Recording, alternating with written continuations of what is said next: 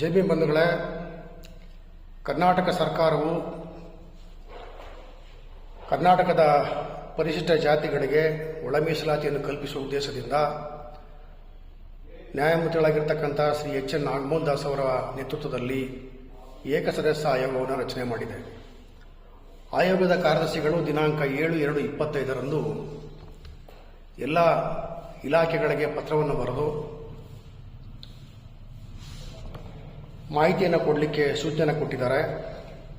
ಅದರಲ್ಲಿ ಆದಿ ಕರ್ನಾಟಕ ಜಾತಿಗೆ ಸೇರಿದಂಥ ಅಧಿಕಾರಿ ನೌಕರರು ಅನುಬಂಧ 3ರಲ್ಲಿ, ಆದಿ ದ್ರಾವಿಡ ಜಾತಿಗೆ ಸೇರಿದಂಥ ನೌಕರರು ಅಥವಾ ಅಧಿಕಾರಿಗಳು ನಮೂನೆ ಅನುಬಂಧ 4ರಲ್ಲಿ, ಆದಿ ಆಂಧ್ರ ಜಾತಿಗೆ ಸೇರಿದಂಥ ಅಧಿಕಾರಿಗಳು ನೌಕರರು ಅನುಬಂಧ 5ರಲ್ಲಿ ಮಾಹಿತಿಯನ್ನು ಕೊಡಬೇಕು ಮತ್ತು ಅವರು ತಮ್ಮ ಮೂಲ ಜಾತಿಯನ್ನು ಕಡ್ಡಾಯವಾಗಿ ನಮೂದಿಸಬೇಕು ಅನ್ನುವಂಥ ಸೂಚನೆ ಕೂಡ ಕೊಟ್ಟಿದ್ದಾರೆ.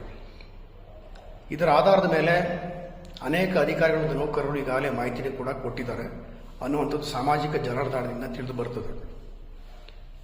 ಆದರೆ ಈಗ ಕೇಳುವಂಥದ್ದು ಎಷ್ಟು ಸರಿ ಮತ್ತು ಇದು ನಿಜಕ್ಕೂ ಸಂವಿಧಾನಬದ್ಧವಾದಂಥ ಒಂದು ಸೂಚನೆನ, ಕಾನೂನುಬದ್ಧವಾದಂಥ ಒಂದು ಸೂಚನೆನ ಅನ್ನುವಂಥದ್ದು ನನ್ನ ಸಂದೇಹ.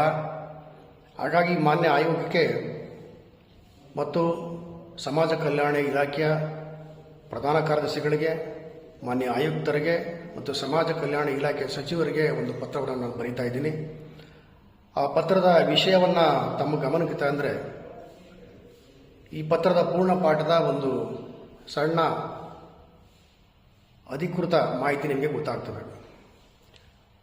ವಿಷಯ: ಸಂವಿಧಾನದ ಅನುಚ್ಛೇದ 14 ಮತ್ತು 341 ಉಲ್ಲಂಘನೆಯಾಗಿರುವ, ರಾಷ್ಟ್ರಪತಿಗಳ ಆದೇಶ 1950 tinkering bar change bar modification ಆಗಿರುವ ಮತ್ತು ಪರಿಶಿಷ್ಟ ಜಾತಿಗಳು, ಪರಿಶಿಷ್ಟ ವರ್ಗಗಳು ಮತ್ತು ಇತರೆ ಹಿಂದುಳಿದ ವರ್ಗಗಳ (ನೇಮಕಾತಿ ಮುಂತಾದವುಗಳ ಮೀಸಲಾತಿ) ಅಧಿನಿಯಮ 1990ಕ್ಕೆ ವಿರುದ್ಧವಾದ ಮಾನ್ಯ ಶ್ರೀ ಎಚ್ ಎನ್ ನಾಗಮೋಹನ್ ದಾಸ್ ಏಕಸದಸ್ಯ ವಿಚಾರಣಾ ಆಯೋಗವು ಆದಿ ಕರ್ನಾಟಕ, ಆದಿ ಆಂಧ್ರ ಮತ್ತು ಆದಿ ದ್ರಾವಿಡ ಜಾತಿಗಳಿಗೆ ಸೇರಿದ ಅಧಿಕಾರಿಗಳು, ನೌಕರರು ಮಾಹಿತಿ ನೀಡಬೇಕೆಂದು ನಿಗದಿಪಡಿಸಿರುವ ಅನುಬಂಧ 3, 4 ಮತ್ತು 5 ಹಿಂಪಡೆಯಲು ಮನವಿ. ಈ ಮನವಿಗೆ ಪೂರಕವಾಗಿ ಕೆಲವು ಮಾಹಿತಿಗಳನ್ನು ಮಾನ್ಯ ಆಯೋಗದ ಗಮನಕ್ಕೆ ಮತ್ತು ಸರ್ಕಾರದ ಗಮನಕ್ಕೆ ತರುವಂಥ ಪ್ರಯತ್ನವನ್ನು ನಾನು ಮಾಡಿದ್ದೀನಿ. ಅದರಲ್ಲಿ ಬಹಳ ಮುಖ್ಯವಾಗಿ ಪರಿಶಿಷ್ಟ ಜಾತಿಗಳ ಪಟ್ಟಿಯ ಇತಿಹಾಸವನ್ನು ಇಲ್ಲಿ ನಾನು ಉಲ್ಲೇಖ ಮಾಡಿದ್ದೀನಿ. 1930, 31 ಮತ್ತು 30ರಲ್ಲಿ ನಡೆದಂಥ ದುಂಡು ಮೇಜಿನ ಸಭೆಯಲ್ಲಿ ಬಾಬಾ ಸಾಹೇಬರು ಮಂಡಿಸಿದಂಥ ಸಮರ್ಥವಾದ ವಾದದಿಂದ ಈಸ್ ಮ್ಯಾಜೆಸ್ಟಿ ಸರ್ಕಾರವು 1932 ಆಗಸ್ಟ್ 17ರಂದು ಕಮ್ಯುನಲ್ ಅವಾರ್ಡನ್ನು ಜಾರಿ ಮಾಡ್ತದೆ. ಅದರ ವಿರುದ್ಧ ಮಹಾತ್ಮ ಗಾಂಧೀಜಿಯವರು ಉಪವಾಸವನ್ನು ಕೂರ್ತಾರೆ. ನಂತರ 1932 ಸೆಪ್ಟೆಂಬರ್ 24ರಂದು ಗಾಂಧೀಜಿ ಮತ್ತು ಬಾಬಾ ಸಾಹೇಬರ ನಡುವೆ ಒಂದು ಒಪ್ಪಂದ ಆಗ್ತದೆ. ಅದನ್ನು ಪೂನಾ ಒಪ್ಪಂದ ಅಂತ ಕರೀತಾರೆ. ಅದೆಲ್ಲ ತಮಗೆ ಗೊತ್ತಿರತಕ್ಕಂಥದ್ದೇ.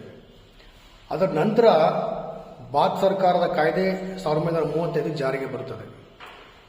ಈ ಕಾಯ್ದೆಯ 1, 5 ಮತ್ತು 6 ಶೆಡ್ಯೂಲ್ನ ಅಡಿಯಲ್ಲಿ ದಿನಾಂಕ 30/4/1936ರಲ್ಲಿ the government of India schedule caste order 1936 ಜಾರಿಗೆ ಬರುತ್ತದೆ. ಇದಕ್ಕೆ 1930ರ ಜನಗಣತಿಯನ್ನು ಆಧಾರವಾಗಿ ಇಟ್ಟುಕೊಳ್ಳಲಾಗಿರುತ್ತದೆ. ಸದರಿ ಆದೇಶದಲ್ಲಿ ಮದ್ರಾಸ್ ಪ್ರಾಂತ್ಯದ ಒಟ್ಟು 74 ಜಾತಿಗಳನ್ನು ಪರಿಶಿಷ್ಟ ಜಾತಿಗಳು ಎಂದು ಗುರುತಿಸಲಾಗುತ್ತದೆ. ಸದರಿ ಪಟ್ಟಿಯ ಪ್ರಕಾರ ಆದಿ ಆಂಧ್ರ, ಆದಿ ದ್ರಾವಿಡ ಮತ್ತು ಆದಿ ಕರ್ನಾಟಕ ಜಾತಿಗಳು ಕ್ರಮವಾಗಿ 1, 2 ಮತ್ತು 3ನೇ ಕ್ರಮ ಸಂಖ್ಯೆಯನ್ನು ಹೊಂದಿರುತ್ತವೆ. ವಲಯ ಜಾತಿಯು 29ನೇ ಕ್ರಮ ಸಂಖ್ಯೆಯನ್ನು ಹೊಂದಿದೆ. ಮಾದಿಗ ಜಾತಿಯು 40ನೇ ಕ್ರಮ ಸಂಖ್ಯೆಯನ್ನು ಹೊಂದಿದೆ. ನಂತರ ದೇಶಕ್ಕೆ ಸ್ವಾತಂತ್ರ್ಯ ಬರ್ತದೆ. ಸ್ವತಂತ್ರ ಭಾರತದಲ್ಲಿ ಕಾನೂನು ಸಚಿವಾಲಯವು ದಿನಾಂಕ 10/8/1950ರಂದು ಭಾರತದ ಗೆಜೆಟ್ನಲ್ಲಿ ಕಾನ್ಸ್ಟಿಟ್ಯೂಷನ್ ಶೆಡ್ಯೂಲ್ ಕ್ಯಾಸ್ಟ್ ಆರ್ಡರ್ 1915 ಪ್ರಕಟಿಸುತ್ತದೆ. ಸದರಿ ಆದೇಶದ ಪ್ರಕಾರ ಪಾರ್ಟ್ 5 ಮದ್ರಾಸ್ ಪ್ರಾಂತ್ಯದಲ್ಲಿ ಈ ಕೆಳಕಂಡ 77 ಜಾತಿಗಳನ್ನು ಪಟ್ಟಿ ಮಾಡಲಾಗುತ್ತದೆ.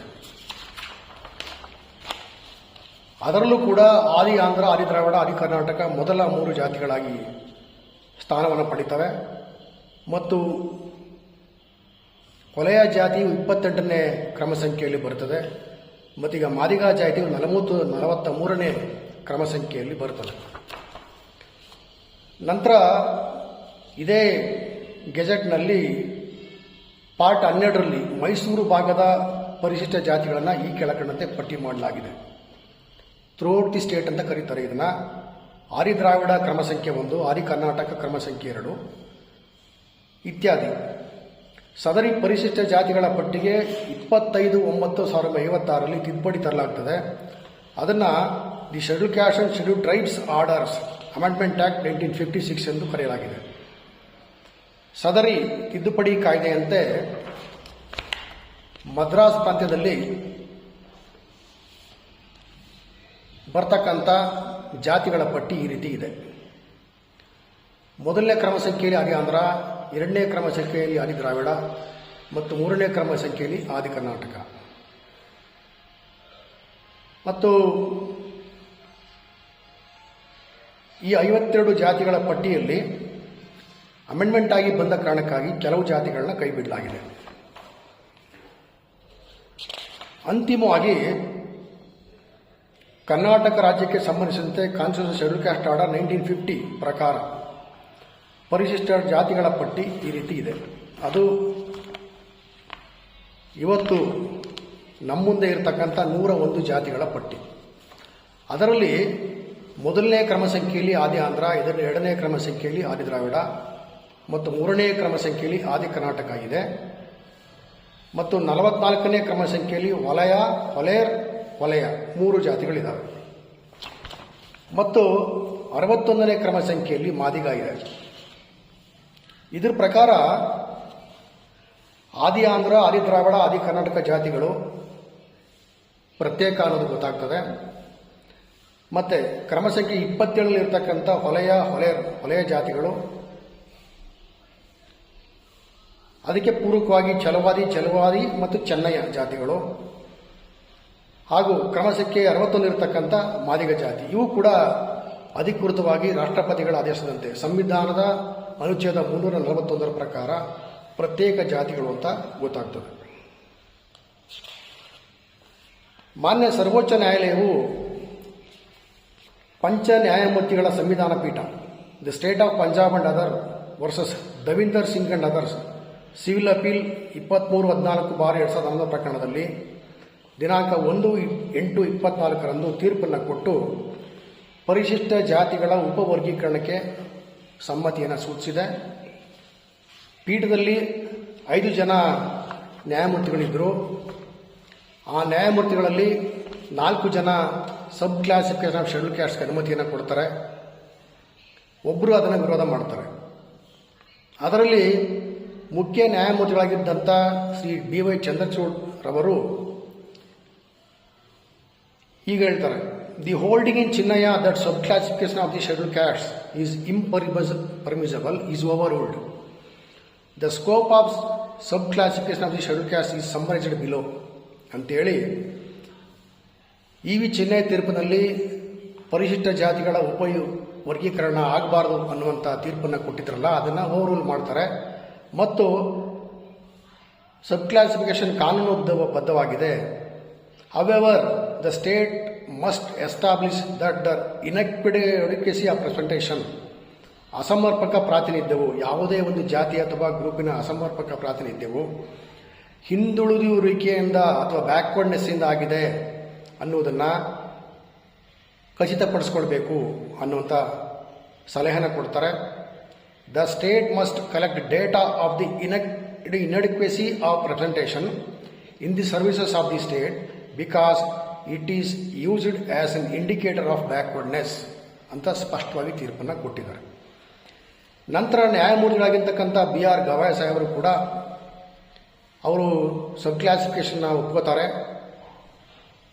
ಅವರು ಕೂಡ ಡೇಟಾ ಕಲೆಕ್ಟ್ ಮಾಡಬೇಕು ಅನ್ನುವಂಥ ಮಾತನ್ನು ಹೇಳ್ತಾರೆ. ಮತ್ತು ಮಾನ್ಯ ನ್ಯಾಯಮೂರ್ತಿಗಳಾಗಿರ್ತಕ್ಕಂಥ ಶ್ರೀ ವಿಕ್ರಮನಾಥ್ ಅವರು ಕೂಡ ಸಬ್ ಕ್ಲಾಸಿಫಿಕೇಶನ್ನ ಒಪ್ಕೋತಾರೆ. ಅದಕ್ಕೆ it must be supported by empirical data ಅನ್ನುವಂಥ ಮಾತನ್ನು ಹೇಳ್ತಾರೆ.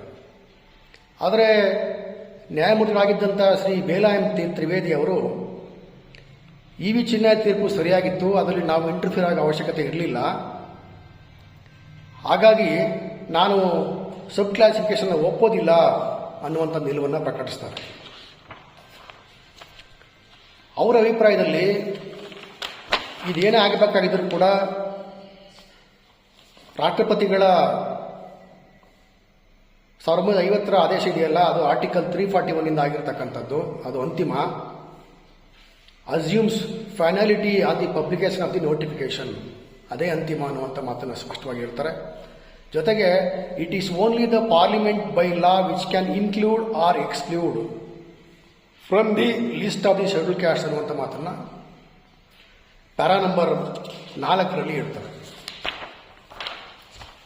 ನಂತರ ನ್ಯಾಯಮೂರ್ತಿಗಳಾಗಿರ್ತಕ್ಕಂಥ ಪಂಕಜ್ ಮಿತ್ತಲ್ ರವರು sub classification of schedule caste is permissible in law for the purpose of reservation ಅನ್ನುವಂಥ ತೀರ್ಪನ್ನು ಕೊಡ್ತಾರೆ.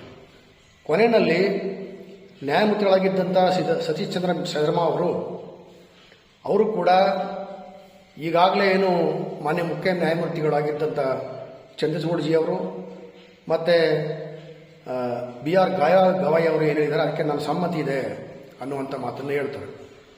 ಹಾಗಾಗಿ ಈ ಸಂವಿಧಾನ ಪೀಠದ ತೀರ್ಪು 4-1 ಬಹುಮತದ ಮೂಲಕ ಸಬ್ ಕ್ಲಾಸಿಫಿಕೇಶನ್ ಆಫ್ ಶೆಡ್ಯೂಲ್ ಕ್ಯಾಸ್ಟ್ಗೆ ಅನುಮತಿಯನ್ನು ಕೊಡ್ತದೆ. ಆದರೆ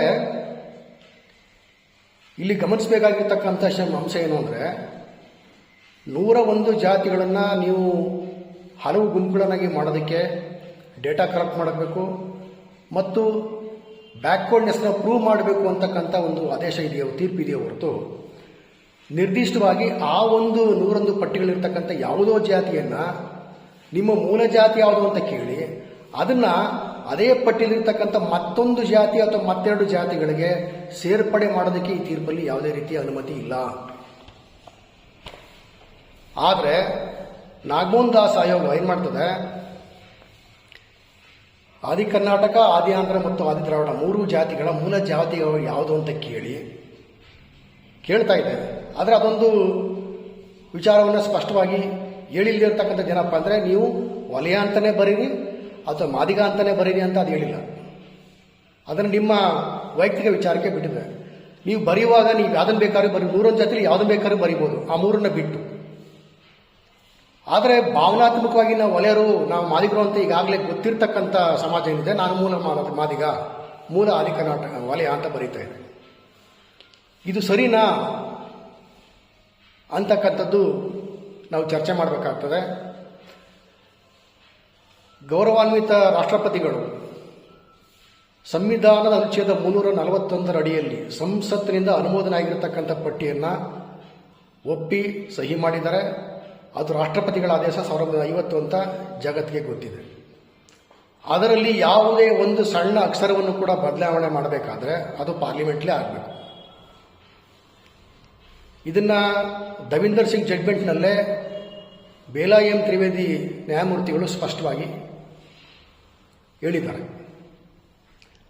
ಆದರೆ ಇಲ್ಲೇನಾಗಿದೆ ಅಂದರೆ, ಆದಿ ಕರ್ನಾಟಕ, ಆದಿ ಆಂಧ್ರ ಮತ್ತು ಆದಿ ದ್ರಾವಿಡ 3 ಜಾತಿಗಳಿಗೆ ನಿಮ್ಮ ಮೂಲ ಜಾತಿ ಯಾವುದು ಅಂತ ಕೇಳ್ತಾ ಇದ್ದಾರಲ್ಲ, ಅದೇ ರಾಷ್ಟ್ರಪತಿಗಳ ಆದೇಶವನ್ನು ಪ್ರಶ್ನೆ ಮಾಡ್ದಂಗೆ ಆಗಿದೆ. ಯಾಕಂದರೆ ನಮಗೆ ಈಗಾಗಲೇ ಆದಿ ಕರ್ನಾಟಕ, ಆದಿ ದ್ರಾವಿಡ ಮತ್ತು ಆದಿ ಆಂಧ್ರ 3 ಜಾತಿಗಳು ವ್ಯಕ್ತಿಗಳು ಅಧಿಕೃತವಾಗಿ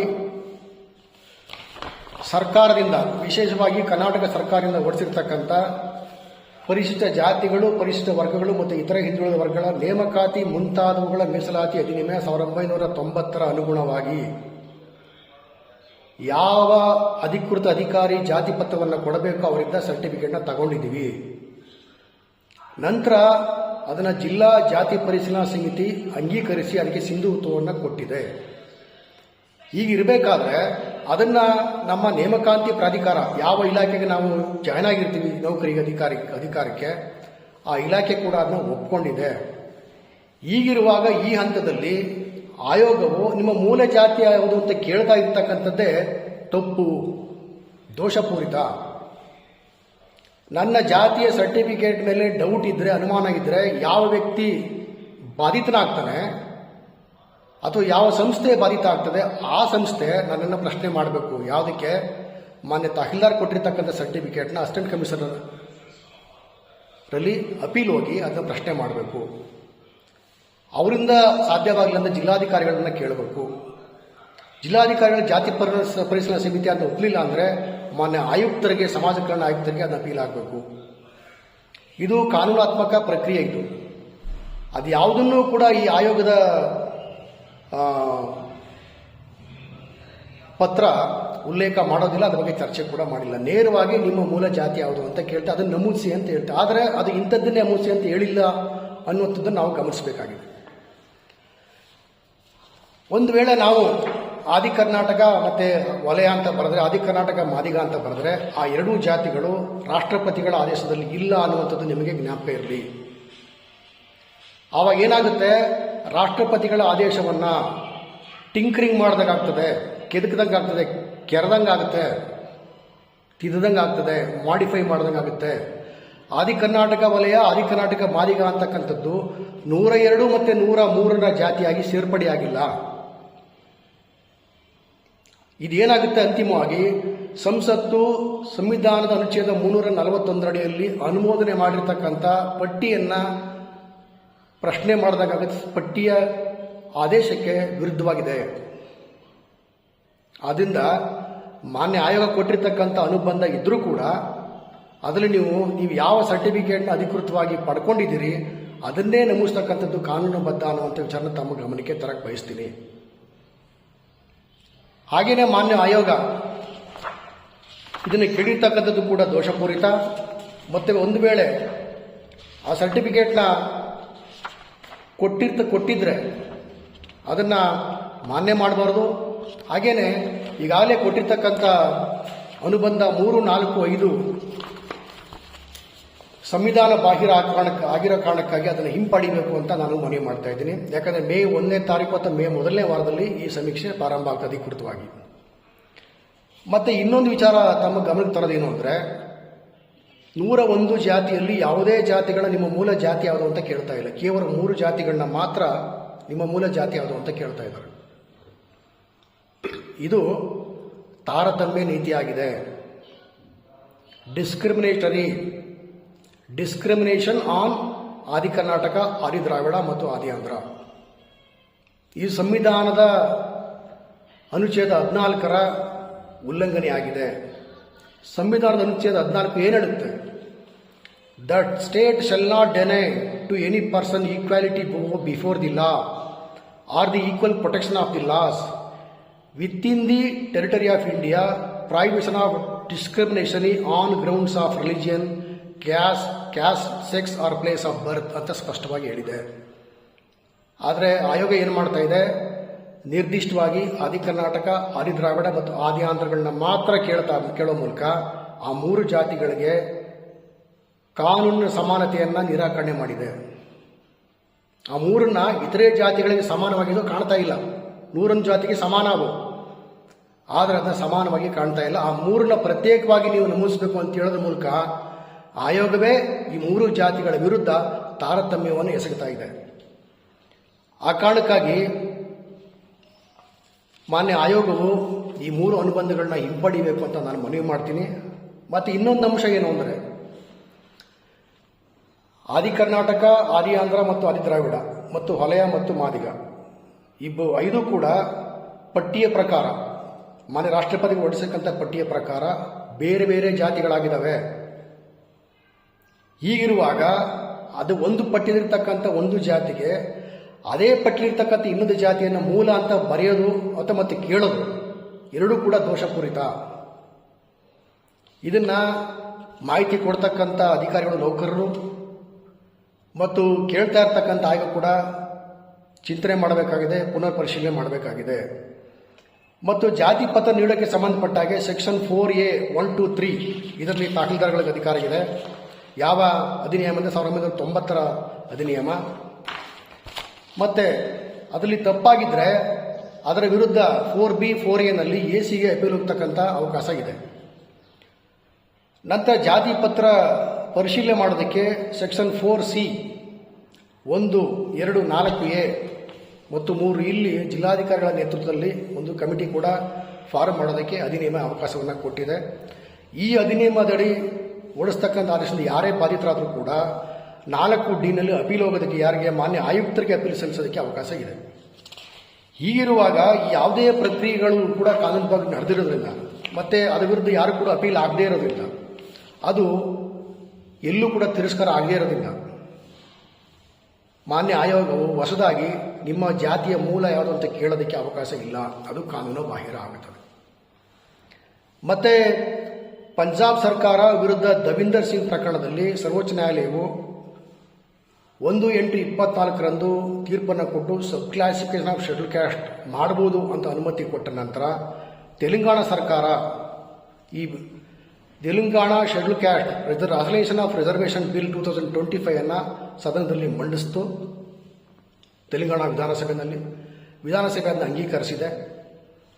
ಅದರಲ್ಲಿ 59 ಪರಿಷ್ಠ ಜಾತಿಗಳಿದ್ದಾವೆ ತೆಲಂಗಾಣದಲ್ಲಿ. ಅದನ್ನು 3 ಭಾಗ ಮಾಡುತ್ತೆ. ವರ್ಗ 1ರಲ್ಲಿ 15 ಜಾತಿಗಳಿಗೆ 1% ಮೀಸಲಾತಿ, ವರ್ಗ 2ರಲ್ಲಿ 18 ಜಾತಿಗಳಿಗೆ 9% ಮೀಸಲಾತಿ, ವರ್ಗ 3ರಲ್ಲಿ 26 ಜಾತಿಗಳಿಗೆ 5% ಮೀಸಲಾತಿ. ಇಲ್ಲಿ ಗಮನಿಸಬೇಕಾಗಿರತಕ್ಕ ಅಂಶ ಏನು ಅಂದರೆ, ತೆಲಂಗಾಣದಲ್ಲಿರ್ತಕ್ಕಂಥ ಆಂಧ್ರ ಜಾತಿಯನ್ನು ನಿಮ್ಮ ಮೂಲ ಜಾತಿ ಯಾವುದು ಅಂತ ಅಲ್ಲಿ ಕೇಳಿಲ್ಲ. ಅಲ್ಲಿ ಪ್ರತ್ಯೇಕವಾಗಿ ಆಂಧ್ರ ಜಾತಿಗೆ ಮೀಸಲಾತಿಯನ್ನು ಅಥವಾ ಒಳ ಮೀಸಲಾತಿಯನ್ನು ಕಲ್ಪಿಸಲಾಗಿದೆ. ಆದ್ದರಿಂದ ನಮ್ಮ ರಾಜ್ಯ ಸರ್ಕಾರದಲ್ಲಿ ಗೌರವಾನ್ವಿತ ನಾಗಮೋಹನ್ ದಾಸ್ ಅವರ ನೇತೃತ್ವದ ಏಕಸದಸ್ಯ ವಿಚಾರಣಾ ಆಯೋಗ ಆದಿ ಆಂಧ್ರ, ಆದಿ ಕರ್ನಾಟಕ ಮತ್ತು ಆದಿ ದ್ರಾವಿಡ 3 ಜಾತಿಗಳಿಗೆ ಪ್ರತ್ಯೇಕವಾದ ಅನುಬಂಧಗಳನ್ನ ನಿಗದಿಪಡಿಸಿ ಮೂಲ ಜಾತಿ ಯಾವುದು ಅಂತ ಕೇಳ್ತಾ ಇರ್ತಕ್ಕಂಥದ್ದೇ ಸಂವಿಧಾನ ಬಾಹಿರವಾದಂಥ ಒಂದು ಪತ್ರ ಆಗಿದೆ. ಇನ್ನೊಂದು ಅಂಶವನ್ನು ತಮ್ಮ ಗಮನಕ್ಕೆ ತರ್ತೀನಿ. ಆದಿ ಕರ್ನಾಟಕ, ಆದಿ ದ್ರಾವಿಡ ಮತ್ತು ಆದಿ ಆಂಧ್ರರಿಗೆ ನೀವು ಒಳ ಮೀಸಲಾತಿಯನ್ನು ಕೊಡೋದಿಲ್ವಾ? ನೀವು ರಾಷ್ಟ್ರಪತಿಗಳ ಆದೇಶದ 3 ಜಾತಿಗಳನ್ನ ಅಂಗೀಕರಿಸೋದಿಲ್ವಾ? ಈ 3 ಜಾತಿಗಳಿಗೆ ನನ್ನ ಮೂಲ ಜಾತಿ ಇದೇ 3 ಜಾತಿಗಳು ಅದದೇ ಜಾತಿಗಳನ್ನ ಮೂಲ ಜಾತಿ ಅಂತ ಬರ್ಕೊಟ್ರೆ ನೀವು ಅದನ್ನ ತಿರಸ್ಕಾರ ಮಾಡೋಕ್ಕೆ ಆಗುತ್ತಾ? ನೀವು ತಿರಸ್ಕಾರ ಮಾಡೋಕ್ಕೂ ಆಗೋದಿಲ್ಲ, ಒಳ ಮೀಸಲಾತಿ ಕೊಡದೇ ಇರೋಕ್ಕೆ ಸಾಧ್ಯವೂ ಇಲ್ಲ, ಮತ್ತು ಒಳ ಮೀಸಲಾತಿ ಆ 3 ಜಾತಿಗಳಿಗೆ ನೀವು ಕೊಡಲೇಬೇಕು. ಹೀಗಿರುವಾಗ ಇದು ಈ ಜಾತಿಗಳನ್ನ ಡಿವೈಡ್ ಮಾಡಿ ಹೊಲೆ ಮತ್ತು ಮಾದಿಗ ಜಾತಿಗಳಿಗೆ ಬಲವಂತವಾಗಿ ತುರುಕ್ತಕ್ಕಂಥ ಅಂಕಿಅಂಶಗಳ ಕಾರಣಕ್ಕಾಗಿ ಕೆಲವು ಜಾತಿಗಳು, ಅದು ವಿಶೇಷವಾಗಿ ಈ ಜಾತಿಗಳು ನಮ್ಮ ಸಂಖ್ಯೆಯನ್ನು ಜಾಸ್ತಿ ಮಾಡ್ಕೋಬೇಕು ಅನ್ನೋ ಕಾರಣಕ್ಕಾಗಿ ಆದಿ ಕರ್ನಾಟಕದವರು ಹೊಲೆರಂತ ಬರೆಸಬೇಕು, ಮಾದಿಗ ಅಂತ ಬರೆಸಬೇಕು ಅಂತ ಹೋರಾಟ ಮಾಡ್ತಿದ್ದಾರಲ್ಲ, ಆ ಸಂಖ್ಯೆಯನ್ನು ಹೆಚ್ಚು ಮಾಡಬೇಕು ಅನ್ನುವ ಭಾವನಾತ್ಮಕ ಮೇಲಾಟ ಇದೆಯಲ್ಲ, ಅದಕ್ಕೆ ಆಯೋಗ ಕಿವಿಯನ್ನು ಕೊಟ್ಟಿದೆ. ಇದು ಸಂವಿಧಾನ ವಿರೋಧಿಯಾದಂಥ ಕೃತ್ಯ ಆಗಿದೆ. ಈ ಸಮಸ್ಯೆಯನ್ನು ಕೇವಲ ಭಾವನಾತ್ಮಕವಾಗಿ ತೆಗೆದುಕೊಳ್ಳದೆ ಕಾನೂನಾತ್ಮಕವಾಗಿಯೇ ಬಗೆಹರಿಸಬೇಕು ಅಂತ ನಾನು ಮನವಿ ಮಾಡ್ತಾ ಇದ್ದೀನಿ. ಮತ್ತು ಕೊನೆಯದಾಗಿ ಮತ್ತೊಂದು ಅಂಶ ಇದೆ. 101 ಜಾತಿಗಳನ್ನು ಸಬ್ ಕ್ಲಾಸಿಫೈ ಮಾಡುವಾಗ ಸದಾಶಿವ ಕಮಿಷನಲ್ಲಿ ಹೊಲೆಯ ಸಂಬಂಧಿತ ಜಾತಿಗಳು, ಮಾದಿಗ ಸಂಬಂಧಿತ ಜಾತಿಗಳು, ಬಲಗೈ ಗುಂಪಿಗೆ ಸೇರಿದ ಜಾತಿಗಳು ಮತ್ತು ಎಡಗೈ ಗುಂಪಿಗೆ ಸೇರಿದ ಜಾತಿಗಳು ಅನ್ನುವಂಥ ಪಟ್ಟಿನ ಮಾಡಿ ಶಿಫಾರಸು ಮಾಡಿತ್ತು. ಈ ಅಂಶ ಇದೆಯಲ್ಲ, ಇದು ಕೇವಲ ರೂಢಿಲಿದೆ. ಅಧಿಕೃತವಾಗಿ ಎಲ್ಲೂ ಕೂಡ ಇದು ಬಲಗೈ ಇದು ಎಡಗೈ ಅನ್ನುವಂಥದ್ದು ಇಲ್ಲ, ಅದಕ್ಕೆ ದಾಖಲೆ ಇಲ್ಲ. ರೂಢಿಗತವಾಗಿ ಸಾಮಾಜಿಕ ಅಧ್ಯಯನದಿಂದ ಕಂಡು ಬಂದಂಥ ಒಂದು ಅಂಶ. ಅದನ್ನು ನಾನು ನಿಮಗೆ ಗಮನಕ್ಕೆ ತರೋದಾದರೆ, ಬಲಗೈ ಪಟ್ಟಿನಲ್ಲಿ ಬಣಜಿಗ, ಒಕ್ಕಲಿಗ, ಗಾಣಿಗ, ರಂಗಾರೆ, ಬಣ್ಣ ಹಾಕ್ತಕ್ಕಂಥವ್ರು, ಲಾಡ ಮರಾಠ ವ್ಯಾಪಾರಸ್ಥರು, ಗುಜರಾತಿ ವ್ಯಾಪಾರಸ್ಥರು, ಜೈನ ಅಥವಾ ಕೋಮಟಿ, ಕಾಮಾಟಿ ಹುಲಿಗಾರರು, ಕುರುಬ, ಅಗಸ, ಬೆಸ್ತ, ಪದ್ಮಶಾಲಿ, ಕ್ಷೌರಿಕ ಬ್ರ್ಯಾಕೆಟಲ್ ನಾಯಿಂದ, ಕಂಬಾರ, ಉಪ್ಪಾರ, ಗೊಲ್ಲ, ಚಿತ್ರಗಾರ, ಹೊಲೆಯ 18 ಜಾತಿಗಳಿದ್ದಾವೆ ಬಲಗೈ ಪಟ್ಟಿನಲ್ಲಿ. ಅದರಲ್ಲಿ ಹೊಲೆ ಅಂತಕ್ಕಂಥದ್ದು ಕೊನೆಯ ಜಾತಿಯಲ್ಲಿದೆ, ಕೊನೆಯ ಕ್ರಮ ಸಂಖ್ಯೆಯಲ್ಲಿದೆ. ಎಡಗೈ ಪಟ್ಟಿನಲ್ಲಿ 9 ಜಾತಿಗಳಿದ್ದಾವೆ. ಪಂಚಾಲರು, ನಗರ್ತರು ಬ್ರ್ಯಾಕೆಟಲ್ಲಿ ಬೇರಿ, ಹೆಗ್ಗಾಣಿಗ ಜ್ಯೋತಿನಗರ ಶೆಟ್ಟಿ, ದೇವಾಂಗ 5ನೇದು ಬೇಡ ವಾಲ್ಮೀಕಿ ಕುಲಸ್ಥರು, 6ನೇದು ಯಾಕುಲ ಅಥವಾ ತೊರೆಯ, ಕೊನೆಯಲ್ಲಿ ಇಲ್ಲ 7ನೇದು ಕೋಮಟಿ, 9 ಪಳ್ಳಿ ತಿಗಳ ಚಂದ್ರವಂಶದ ಅಗ್ನಿಕುಲದವರು, ಕೊನೆಯದು ಮಾದಿಗ ಪಂಚ ಜಾಂಬು ಕುಲಗಳು ಇದ್ದಾವೆ. ಆದರೆ ನಾಗನಗೌಡ ಕಮಿಟಿಯಿಂದ ಹಿಡಿದು ಇತ್ತೀಚಿನ ಈ ಜಯಪ್ರಕಾಶ ಹೆಗಡೆ ಕಮಿಟಿವರೆಗೂ ಕೂಡ ಹಿಂದುಳಿದ ವರ್ಗಗಳು ಸಲ್ಲಿಸತಕ್ಕಂಥ ಯಾವುದೇ ವರದಿನಲ್ಲಿ 18 ಜಾತಿಗಳ ಪೈಕಿ 17 ಜಾತಿಗಳನ್ನ ಬಲಗೈ ಜಾತಿಗಳು ಅಂತ ಎಲ್ಲೂ ಕೂಡ ದಾಖಲೆ ಮಾಡಲಿಲ್ಲ. ಹಾಗೆಯೇ 9 ಎಡಗೈ ಜಾತಿಗಳಲ್ಲಿ 8 ಜಾತಿಗಳನ್ನ ಎಡಗೈ ಜಾತಿಗಳಂತ ಎಲ್ಲೂ ಕೂಡ ಉಲ್ಲೇಖ ಮಾಡಲಿಲ್ಲ. ಆದರೆ ಹೊಲೆಯ ಮತ್ತು ಮಾದಿಗ ಜಾತಿಗಳನ್ನ ಮಾತ್ರ ಎಡಗೈ ಜಾತಿಗಳು, ಎಡಗೈ ಮತ್ತು ಬಲಗೈ ಅಂತ ಉಲ್ಲೇಖ ಮಾಡಲಾಗ್ತಾ ಇದೆ. ಗಮನಿಸಬೇಕಾಗಿರೋ ಅಂಶ ಏನಂದ್ರೆ 101 ಜಾತಿಗಳ ಪಟ್ಟಿಯಲ್ಲಿ ಹೊಲೆಯ ಮತ್ತು ಮಾದಿಗ 44 ಮತ್ತು 61ನೇ ಕ್ರಮ ಸಂಖ್ಯೆಯಲ್ಲಿ ಮಾತ್ರ ಇದೆ. ಉಳಿದ ಜಾತಿಗಳು ಎಡಗೈಗೂ ಸೇರಿಲ್ಲ, ಬಲಗೈಗೂ ಸೇರಿಲ್ಲ. ಅದಕ್ಕೆ ಯಾವ ದಾಖಲೆ ಕೂಡ ಇಲ್ಲ. ಆದ್ದರಿಂದ ಹೊಲೆಯ ಸಂಬಂಧಿತ ಜಾತಿಗಳು ಮತ್ತು ಮಾದಿಗ ಸಂಬಂಧಿತ ಜಾತಿಗಳು ಅಂತ ಪಟ್ಟಿ ಮಾಡ್ತಕ್ಕಂಥದ್ದೇ ಅವೈಜ್ಞಾನಿಕ. ದವಿಂದರ್ ಸಿಂಗ್ ಜಡ್ಮೆಂಟ್ನಲ್ಲಿ schedule castes are not homogeneous, ಅವರು ಹೆಟ್ರೋಜಿನಿಯಸ್ ಗ್ರೂಪ್ ಅನ್ನುವಂಥ ಚರ್ಚೆ ಕೂಡ ನಡೆದಿದೆ. ಆ ಹೆಟ್ರೋಜಿನಿಯಸ್ ಅನ್ನೋ ಕಾರಣಕ್ಕಾಗಿಯೇ ಸಬ್ ಕ್ಲಾಸಿಫಿಕೇಶನ್ ಆಫ್ ಶೆಡ್ಯೂಲ್ ಕ್ಯಾಸ್ಟ್ಗೆ ಅನುಮತಿಯನ್ನು ಕೊಟ್ಟಿದೆ. ಒಂದು ವೇಳೆ ಅದು ಹೋಮೋಜಿನಿಯಸ್ ಗ್ರೂಪ್ ಅಂತ ಸರ್ವೋಚ್ಚ ನ್ಯಾಯಾಲಯ ಒಪ್ಪಿಕೊಂಡಿದ್ದರೆ ಸಬ್ ಕ್ಲಾಸಿಫಿಕೇಶನ್ಗೆ ಅವಕಾಶವಿರಲಿಲ್ಲ. ಹೆಟ್ರೋಜಿನಿಯಸ್ ಅಂತ ಹೇಳಿದ ಮೇಲೆ 101 ಜಾತಿಗಳು ಕೂಡ ಹೆಟ್ರೋಜಿನಿಯಸ್ಸೇ, ಅವು ಹೋಮೋಜಿನಿಯಸ್ ಅಲ್ಲ.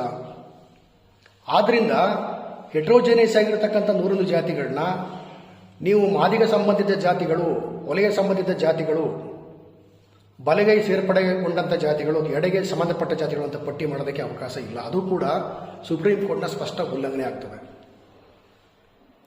ಆದರೆ ಸರ್ವೋಚ್ಚ ಏನನ್ನ ಹೇಳಿದೆ ಅಂದರೆ, ಒಳ ಮೀಸಲಾತಿಯನ್ನು ಕಲ್ಪಿಸುವಾಗ ಡೇಟಾ ಕಲೆಕ್ಟ್ ಮಾಡಬೇಕು. ಆ ಡೇಟಾಗೆ ಬ್ಯಾಕ್ವರ್ಡ್ನೆಸ್ ಭಾಳ ಇಂಪಾರ್ಟೆಂಟು.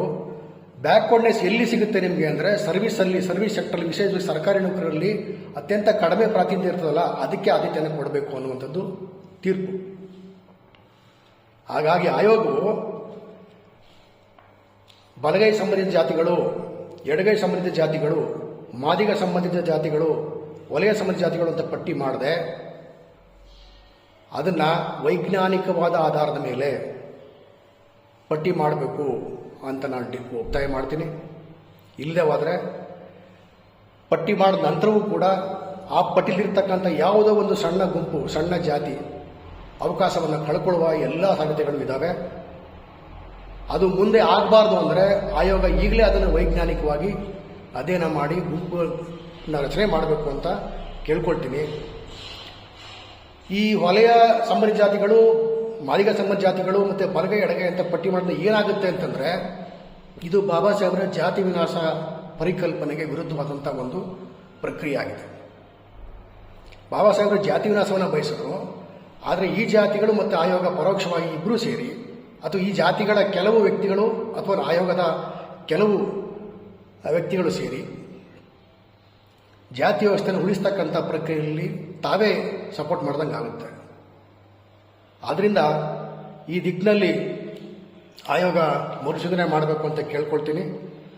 ಮತ್ತು ದಿನಾಂಕ 7/7/25 ಬರೆದಿರುವ ಆಯೋಗದ ಪತ್ರ ಮತ್ತು ಅನುಬಂಧ 3, 4 ಮತ್ತು 5 ಹಿಂಪಡೆದು ಪರಿಷ್ಕೃತ ಅನುಬಂಧ ಮತ್ತು ಆದೇಶವನ್ನು ಹೊರಡಿಸಬೇಕೆಂದು ಮನವಿ ಮಾಡುತ್ತೇನೆ. ಈ ಅಂಶವನ್ನು ರಾಜ್ಯದ ಎಲ್ಲ ಪರಿಶಿಷ್ಟ ಜಾತಿಗಳ, ವಿಶೇಷವಾಗಿ ಆದಿ ಕರ್ನಾಟಕ, ಆದಿ ಆಂಧ್ರ ಮತ್ತು ಆದಿ ದ್ರಾವಿಡ ಜಾತಿ ಪತ್ರವನ್ನು ಪಡೆದಿರ್ತಕ್ಕಂಥ ಗೆಳೆಯರು ನೋಡಬೇಕು. ಮತ್ತು ಈ ಮನವಿನ ನಾನು ಮನೆ ಆಯೋಗಕ್ಕೆ ಸಲ್ಲಿಸ್ತೀನಿ, ಮತ್ತು PDF ಮಾಡಿ ಸಾಮಾಜಿಕ ಜಾಲದಲ್ಲಿ ಹಾಕ್ತೇನೆ. ಅದನ್ನು ತಾವೆಲ್ಲರೂ ಕೂಡ ಮುದ್ರಣ ಮಾಡಿಕೊಂಡು ಓದಬೇಕು ಮತ್ತು ಎಲ್ಲರೂ ಎಜುಕೇಟ್ ಮಾಡಬೇಕು ಅಂತ ಕೇಳ್ತಾ ನನ್ನ ಮಾತುಗಳನ್ನ ಮುಗಿಸ್ತೀನಿ. ಜೈ ಭೀಮ್, ಜೈ ಭಾರತ್.